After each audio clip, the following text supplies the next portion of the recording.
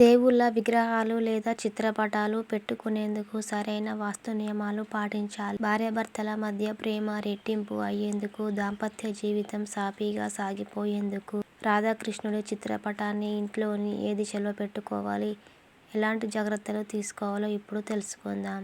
రాధాకృష్ణుడి ప్రేమ, అంకితభావం, త్యాగానికి చిహ్నంగా భావిస్తారు.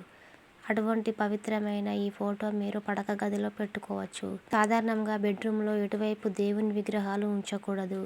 కానీ పడక గదిలో మాత్రం రాధాకృష్ణుడి చిత్రాన్ని పెట్టుకోవచ్చు. ఇది ఉండడం వల్ల వైవాహిక జీవితంలో ప్రేమ పెరుగుతుంది. భార్యాభర్తల మధ్య ప్రేమ, నమ్మకం పెరుగుతాయి. దాంపత్య జీవితంలో ఆనందం వెల్లివిరుస్తుంది. రాధాకృష్ణుల పెయింటింగ్ గదిలో పెట్టుకోవడం వలన అనేక వాస్తు దోషాలు ఏమైనా ఉంటే తొలగిపోతాయి. రాధాకృష్ణుడి చిత్రపటాన్ని ఈశాన్య దిశలో ఉంచడం చాలా శుభప్రదం. భార్యాభర్తల మధ్య నెలకొన్న గొడవలు సద్దుమణుగుతాయి. ఒకరి మీద ఒకరికి నమ్మకం పెరుగుతుంది. అయితే పడక గదిలో బాత్రూమ్ గోడ మీద మాత్రం పెట్టుకోకూడదు. అయితే ఈ ఫోటోకు పూజలు చేయకూడదు. రాధాకృష్ణుడి ఫోటోలో వాళ్ళు ఇద్దరు తప్ప వేరే దేవతలు, గోపికలు ఉండకూడదనే విషయం గుర్తుంచుకోవాలి. రాధాకృష్ణుడి ఫోటో వైపు మీరు పాదాలు పెట్టి నిద్రించకూడదు. ఇలా చేస్తే ఇంట్లో పేదరికము వస్తుందని అంటున్నారు. కొత్తగా పెళ్లైన జంట తమ బెడ్రూమ్లో ఈ పెయింటింగ్ వేలాడదీస్తే వైవాహిక జీవితంలో మీకు అపారమైన అదృష్టాన్ని తీసుకొస్తుంది.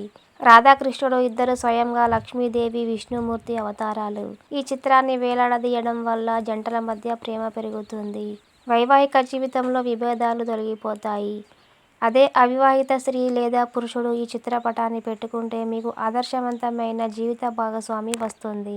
గర్భిణీలు వీలైనంత వరకు చిన్న పిల్లల ఫోటోలు చూడాలని చెప్తారు. అందుకే వీరి బెడ్రూమ్లో చిన్ని కన్నయ్య ఫోటో పెట్టుకోవచ్చు. ఈ ఫోటోను నిరంతరం చూస్తూ ఉండడం వలన మనసు సంతోషంగా ఉంటుంది. నెగటివ్ ఆలోచనలు రాకుండా ఉంటాయి. మనసు ప్రశాంతంగా ఉంటుంది. కృష్ణుడి బాలరూపం చూడటం వల్ల కడుపులోని బిడ్డ మీద దీని ప్రభావం కూడా ఉంటుంది. శ్రీకృష్ణుడు అర్జునుడికి గీత బోధిస్తున్నట్లుగా ఉన్న చిత్రపటం కూడా ఇంట్లో పెట్టుకోవచ్చు. ఈ ఫోటోను ఇంట్లో ఉత్తర దిశలో ఏర్పాటు చేసుకోవాలి. ఉద్యోగం, వ్యాపారంలో ఎదురయ్యే సమస్యలు అధిగమించేందుకు ఇది ఉపయోగపడుతుంది. ఇంట్లో సంతోషం, శ్రేయస్సు నిలుస్తాయి.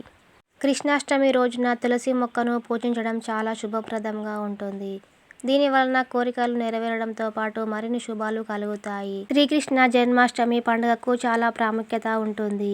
శ్రీకృష్ణుడు జన్మదినంగా ఈ రోజున జరుపుకుంటారు. ప్రతి సంవత్సరం శ్రావణ మాసం శుక్లపక్షం 8వ రోజున ఈ పర్వదినం ఉంటుంది. ఈ ఏడాది ఆగస్టు 26న కృష్ణాష్టమి ఉంది. ఈ రోజున తులసి మొక్కను పూజిస్తే చాలా మంచి జరుగుతుందనే విశ్వాసము ఉంది. హిందూ మతంలో తులసిని అత్యంత పవిత్రమైన మొక్కగా భావిస్తారు. శ్రీ విష్ణువు, లక్ష్మీదేవికి దీన్ని ఇష్టమైన మొక్కగా విశ్వసిస్తారు. ఇంట్లో తులసి మొక్క ఉండడం వల్ల పాజిటివ్ ఎనర్జీ ఉంటుంది. కృష్ణాష్టమి రోజున తులసి మొక్క ముందు ఓం నమో భగవతే వాసుదేవాయ అనే మంత్రాన్ని పఠించాలి. శ్రీకృష్ణుడి నామాలను జపించాలి. ఇలా చేయడం వల్ల జీవితంలోని సమస్యలు తొలగిపోతాయని, కోరికలు నెరవేరుతాయని నమ్మకం మాత్రం ఉంది. కృష్ణాష్టమి పర్వదినాన కృష్ణుడికి సమర్పించే వెన్నెలో తులసి ఆకులను వేయండి. దీనివల్ల ఆర్థిక పరిస్థితి మెరుగుపడుతుందనే విశ్వాసం మాత్రము ఉంది. కృష్ణాష్టమి రోజున తులసి మొక్కకు ఎర్రని వస్త్రం సమర్పించాలి. ఇలా చేయడం వల్ల ఉద్యోగం, వ్యాపారాల్లో పురోగతి దక్కేందుకు తోడ్పడుతుందనే విశ్వాసం ఉంది. కృష్ణుని జన్మాష్టమి పండుగ రోజున తులసి మొక్క ముందు నెయ్యితో దీపాన్ని వెలిగించాలి.